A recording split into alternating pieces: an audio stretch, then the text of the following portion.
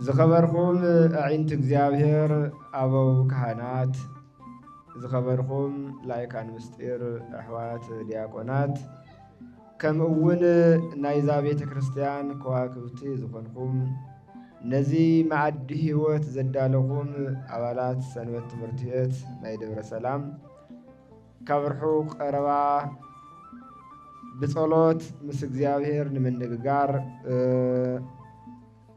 እንደገና በቃሉ ለምንጋር በጸሎት ድማ እግዚአብሔር ንምጥያቅ ዝመጻኹም ዝዓበኹም ዝናስኹም መላ ህዝበ ክርስቲያን ከመይ ውዕልኻቱም ከመይ መጽኻቱም ሕዝውን ፈጣሪና እግዚአብሔር ካፍቲ ፈተናን ፈታንን ክንድሕን ኣብ ዙርያና ናይ ቅዱሳን መላእክት ሓለዋ ጽኒዑ ኣብ ደምሮቱ ክንርከብ ስለልፈቀደልና ይኽበር ይመስገን። ሞንባር ንለባም ሰብ ሽምባያው ደምህረት ሽምባይ ብዝተፈላለየ መልክዑ ናይ እግዚአብሔር ቃል እናተነገረ ለባም ሰብ ካብ ቀረባ ካብ ርእሱ ተበጊሱ እዩ ዝመሃር እሞ ትምህርቲ እናተምሃርና ጸኒሕና ኢና። ተወሳኺ ጸጋ ስለዘይጽላእ ጥራሕ እዩ። አምላክና እግዚአብሔር ብቀጥታ ይኹን ብተዘዋዋሪ ከምህረና ጸኒሑ እዩ እሞ ሕዝውን ከምናቱ ገላጽነትን ፈቃድን ቃሉ በበገስ ጌርና ክንመሃር አምላክና እግዚአብሔር ይፍቀደልና። ነገር ግን ቅዱሳን መጻሕፍቲ ኣብ ትምህርቲ ጊዜ ኣብ ናይ ትምህርቲ ቦታ ክንርከብ ተለና ካብ ማንም ብላዕሊ ጥንቃቐ ክንገብረሉ ካብ ዝሙዕድና ቃል እግዚአብሔር ንምስማዕ ምንፋቅ ቃል እግዚአብሔር ንምስማዕ ምችኳል ሰናይ ድልየት እዩ። ናይ ሰናይ ድልየት መግለጹ እዩ።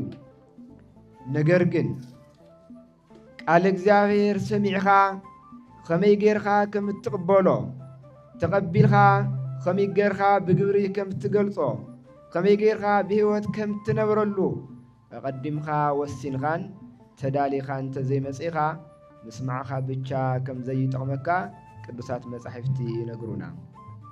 እስራኤል ዘስጋ ኣብ ናይ 40 ዓመት ጉዕዞኦም እግዚአብሔር ብሙሴን በአሮንን አቢሉ እናምህሮም እዩ። ከምኡውን መና ካብ ደመና እናወረደ ማይ ካብ ጭንጫ እናፍለቀ መጊብዎም እዩ።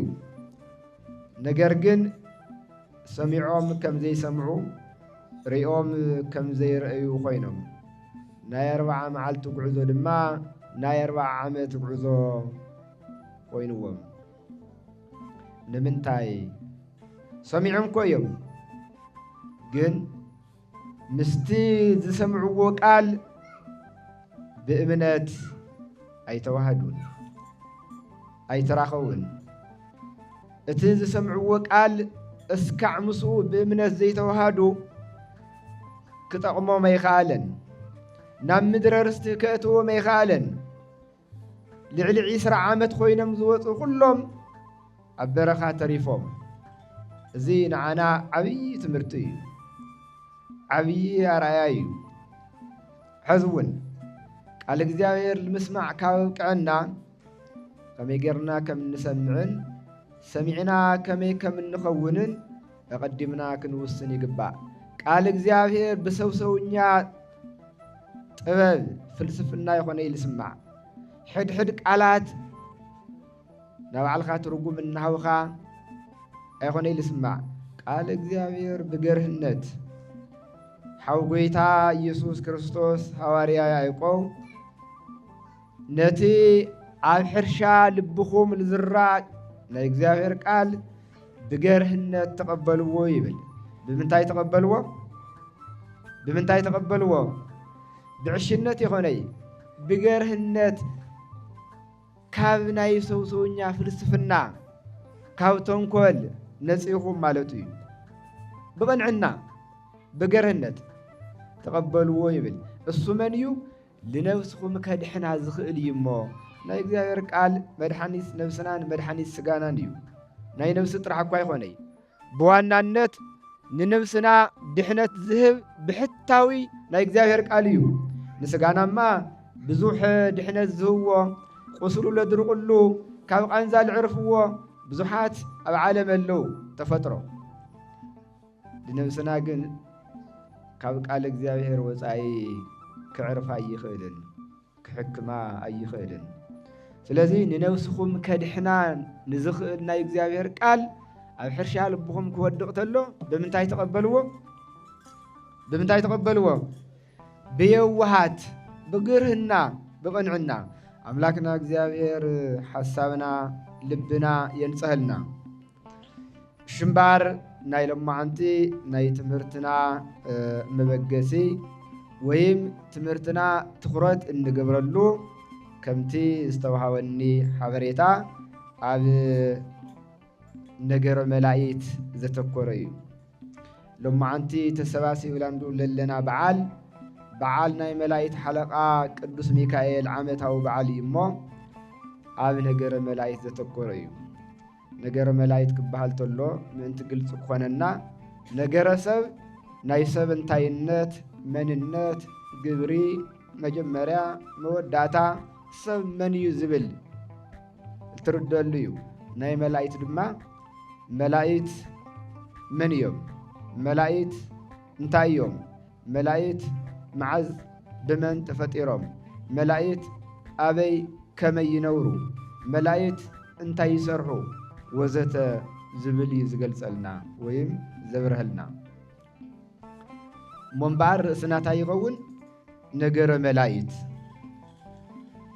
መጽሐፍ ቅዱስ ስለ መላእክት ኣብ ነጽንዐሉ ጊዜ ካብቲ ናይ መጽሐፍ ቅዱስ ቀዳማይ ክፋል ስለ መላእክት እንረኽበሉ ክፍለ ንባብ ኣብ ምዕራፍ 3 ቁጽሪ 24 እዩ። ምዕራፍ 1-2 ስለ መላእክት የውግዒ ኣብቱ ናይ ጥንተ ተፈጥሮ ለውግዕ ኦሪት ዘፍጥረት ኣብ ክንደይ ለውግዕ? ኣብ ሳልሳይ ምዕራፍ ኣብ ቁጽሪ 24 እዩ ስለ መላእክት ስሞም ጸሪሑ ኢሉ እውን ግብሮም ዝነግረና። ኣዳም ኣቦና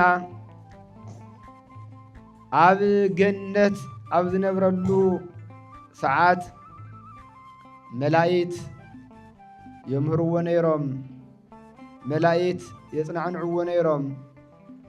ነገር ግን ኣብ ክንዲ እቲ መላእክት ዘምህርዎ እቲ መላእክት ዘርእይዎ ሒዙ ምቕጻል እቲ ካብ መዓርግ መላእክት ዝወረደ ዲያብሎስ ብኣንደበት ተመነቢሉ ሕሹኽ እንትብሎ ዘይተውሃቦ ክቕበል ክረክብ ዝተውሃቦ ሰኣነ።